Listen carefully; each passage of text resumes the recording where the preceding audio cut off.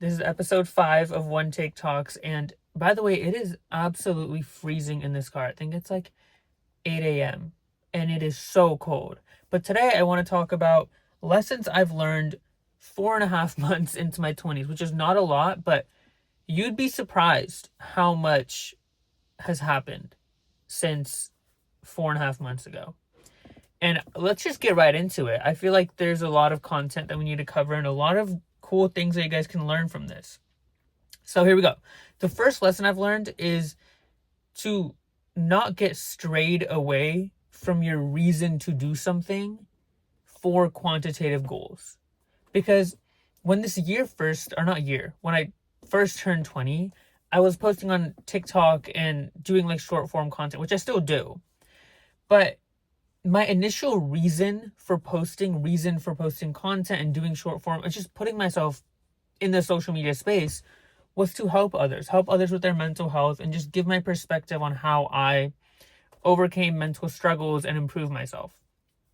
And throughout posting, I would sometimes look at my numbers, how many views I got, how many likes I got, how many comments I got, and those things. And over time, I became so consumed by it. I got so consumed by it that I wouldn't even care if the content came from my heart. I would just post whatever did good, post whatever ideas, whatever messages did good. And it got to a point where I remember one day, because I would post 5 times every day on TikTok. That's like a rule I've made with myself.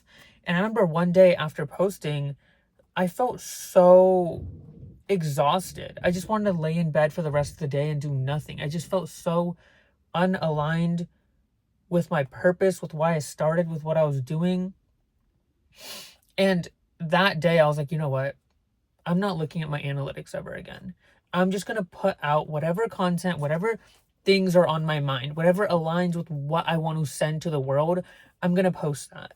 And I think for a lot of people, like outside of the social media space, you can get so consumed by quantitative goals. Like when you start a sport or play a sport, the reason you played the sport is because you enjoyed it. And over time, you get so consumed by quantitative things like how many wins you get or how many points you can score or what your times are, and you just lose your love of the game. So remember why you started. Stay rooted in your reasoning, no matter what it is, because in the beginning, like when you first stray away from your reason, it's going to feel like you're improving super quickly. But that is such a like illusion, because in that quick improvement, you're making your long-term life miserable.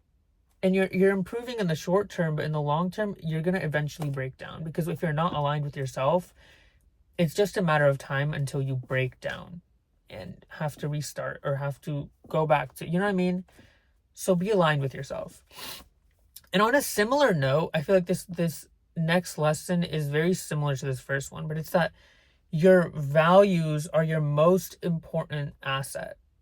And the way I like to look at this is if someone came up to me and was like, if you slap your friend in the face right now, I'm going to give you $1,000. I would say no.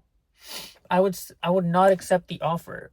And that's because that's just not who I am. I'm not someone that would hurt someone else for my own gain intentionally.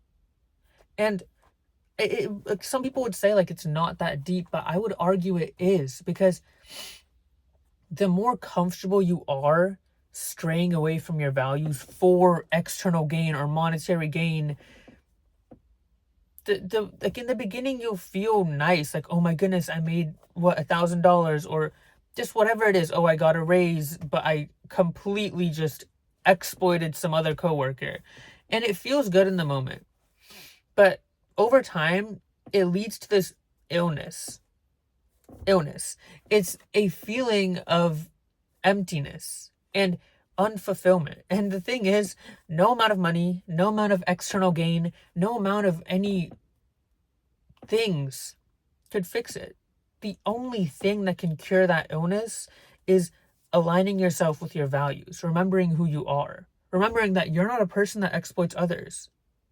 So stay aligned. It's really this almost like really similar to the first lesson, where it's like, if you'll get gain in the beginning, you'll feel great in the beginning, you'll get that raise, or you'll get that $1,000 for slapping your friend, and it feels good in the short term, but in the long term, it's gonna suck, and you're gonna get that illness, develop that illness over time, and that one's really hard to overcome.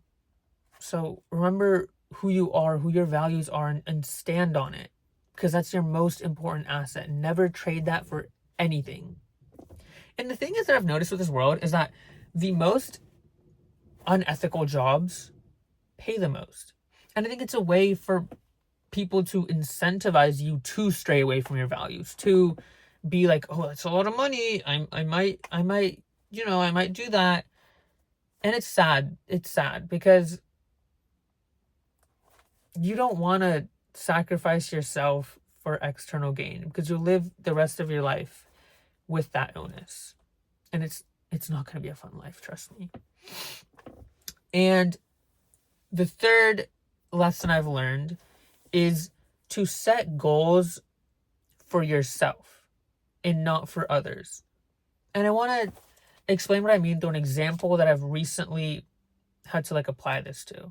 So I'm about to run a half marathon in a few weeks. And after I run the half marathon, I want another goal to occupy my life or to work towards. And I was thinking about what goal I want, what goal would be cool to have.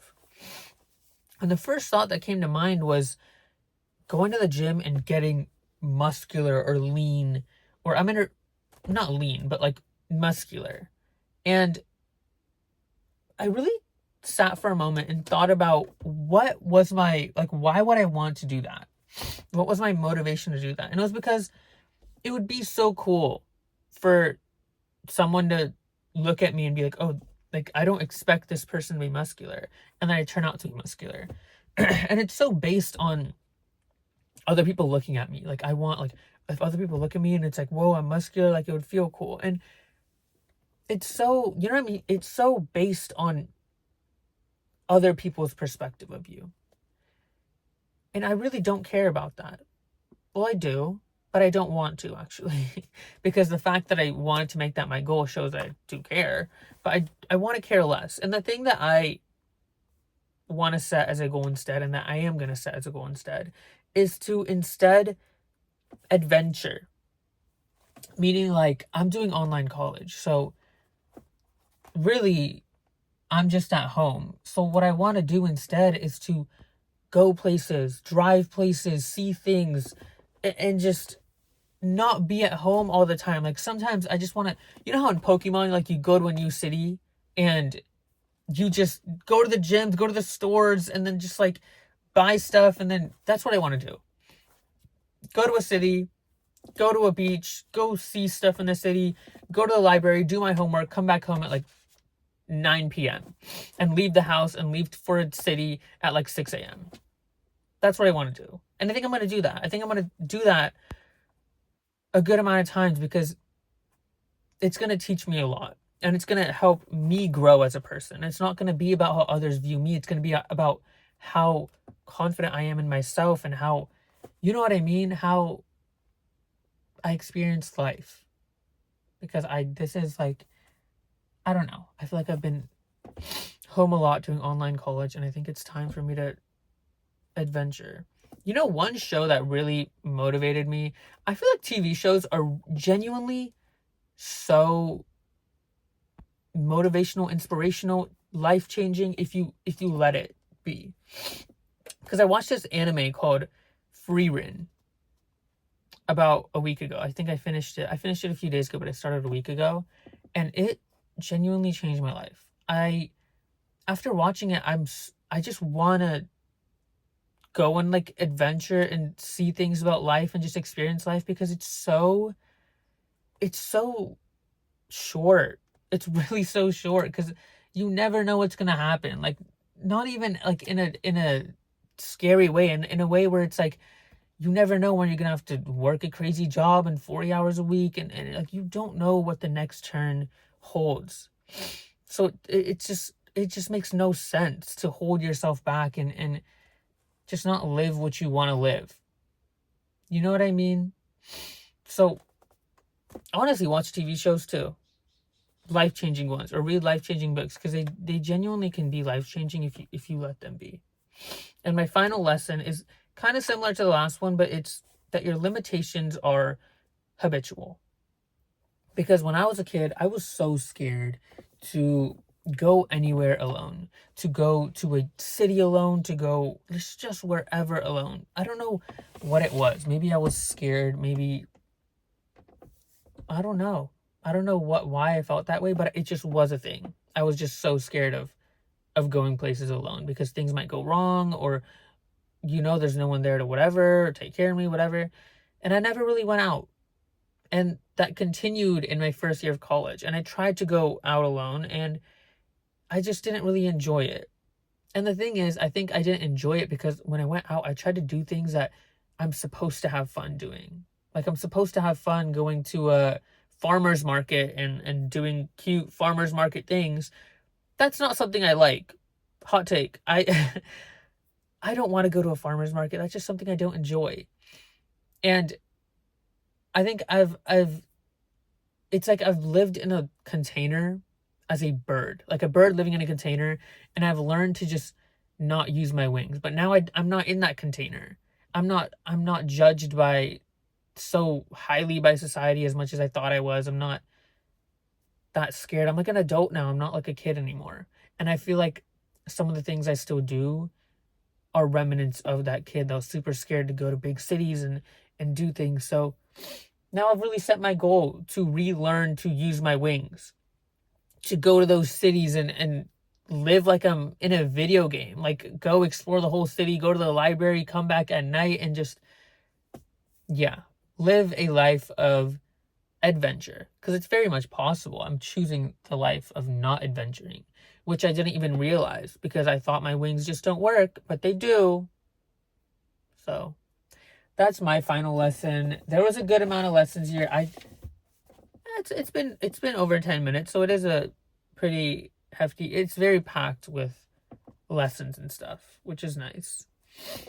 But yeah, this is all my learnings throughout my 20s, which is 4.5 months.